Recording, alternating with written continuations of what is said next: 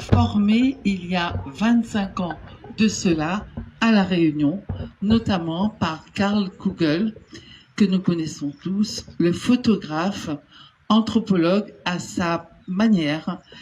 qui a engagé un important travail de mémoire sur le moringue pratiqué à La Réunion et ses origines africaines localisées au Mozambique, dans le pays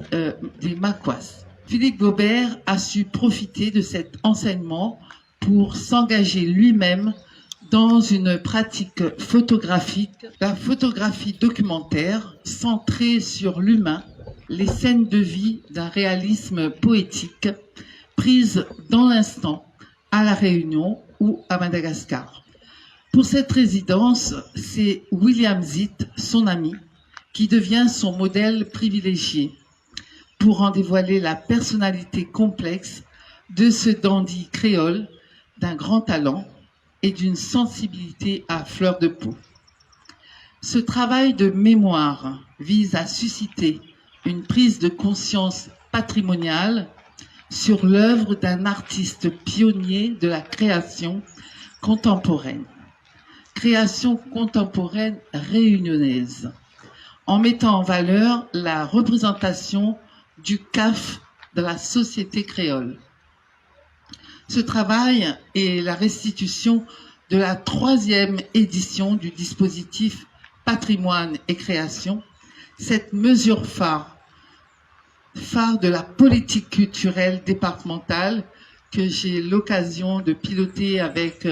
toute une équipe de la direction culturelle, avec à la tête Madame Catherine Chancune, Monsieur Jans, et toutes les équipes de tous les sites patrimoniaux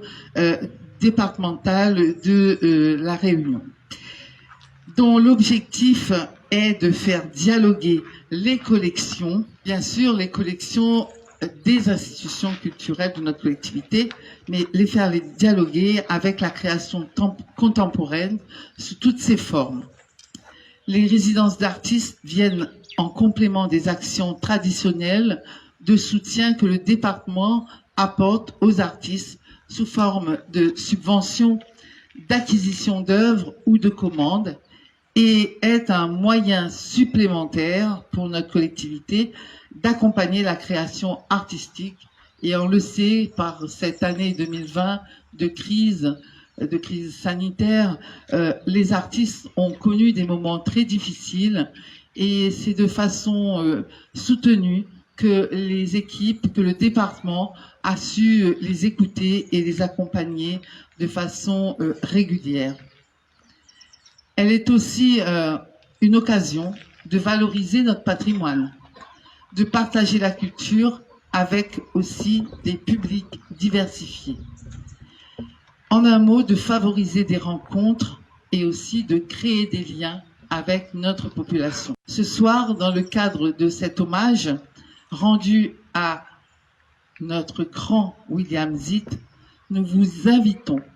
à partager ce moment qui est très solennel et qui nous permet d'évoquer, bien entendu, l'artiste, un artiste autodidacte et fier de l'être, mais aussi l'enseignant qui a su transmettre à ses élèves le goût pour les arts plastiques. Surtout le militant aussi, un militant infatigable de la cause noire, transposant le fameux slogan « Black is beautiful » en un « Le CAF les olis ». Le commissaire aussi de remarquables expositions présentées à l'Artothèque, dont il a assuré la direction, à l'esthète érudit devenu au fil du temps un critique d'art à l'œil aguerri et à la plume remarquable. Je vous invite donc à découvrir ou à redécouvrir l'univers fantomatique peuplé de Tête Caf, de Thibondier et de son alphabet humain, très caractéristique de sa production artistique. Avec cette exposition, William Zitt revient au musée, et 28 ans après la mémorable exposition organisée 28 ans après avec son Dallon Antoine Vigneault, Ombline, Maloya, Fête-Caf, qui a été l'occasion pour le musée de Villèle d'acquérir la Pietà Noire, une toile sur Goni, composition admirable qui suscite l'émotion, exposée dans le mémorial aménagé dans l'ancien hôpital des esclaves qui rend hommage aux travailleurs instrumentalisés de l'habitation des bassins. Aujourd'hui, William Zitt a sans doute rejoint ces âmes errantes avec lesquelles il n'a jamais cessé d'être en parfaite communion et pour lesquelles il a mis son art à leur service pour leur redonner une dignité perdue dans le monde des vivants. Durant cette résidence, les étudiants de l'École supérieure d'art ont été également associés dans le cadre de la mise en place d'un workshop qui leur a permis de cheminer sur les traces de William Zitt et de produire un travail de création pris en compte dans le cursus de leur parcours pédagogique. Que soient ainsi remerciés tous ceux qui ont contribué à la restitution de cette résidence, et je pense aussi à l'équipe du musée de Villèle, très sollicitée à cet égard.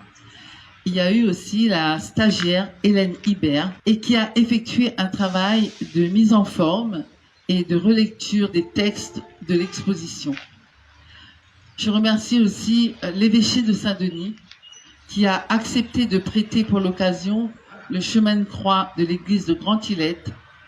Et une fois de plus, je remercie les membres de la famille de William